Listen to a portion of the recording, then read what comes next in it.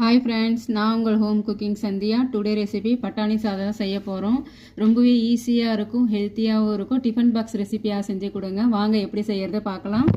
கடாயில் எண்ணெய் ஊற்றிட்டு கடுகு போட்டுக்கலாம். இது கூடவே 1.5 ஸ்பூன் ஜீரகம், பச்சை மிளகாய், கருவேப்பிலை போட்டு ஃப்ரை பண்ணுங்கள். அடுத்து வெங்காயம் போட்டு ஒரு 5 மினிட்ஸ் நல்லா ஃப்ரை பண்ணுங்கள். கொஞ்ச நேரம் நல்லா வதங்கட்டும். அடுத்து இஞ்சி பூண்டு பேஸ்ட்டு போட்டு நல்லா ஃப்ரை பண்ணுங்கள். பச்சை வாசனை போகிற வரைக்கும் ஃப்ரை பண்ணுங்கள். இப்போ 1 ஸ்பூன் மஞ்சள்தூள் போட்டு கொஞ்சம் வதக்கிக்கலாம். போட்டு இது கூடவே நம்ம வடித்து வச்ச சாதத்தை எடுத்து இப்போ நம்ம போட்டு கிளறி விடலாம்.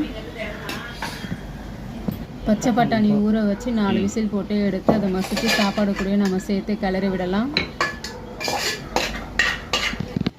இது கூடவே நாம் கொத்தமல்லி போட்டு தூவி விட்டுட்டு அதை நல்லா கிளறி விட்டுக்கலாம்.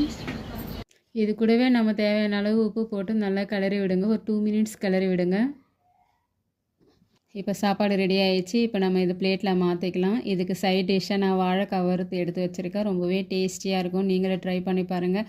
லைக் பண்ணுங்கள், ஷேர் பண்ணுங்கள், சப்ஸ்கிரைப் பண்ணுங்கள். தேங்க்யூ. கமெண்டில் சொல்லுங்கள் செஞ்சு பார்த்துட்டு.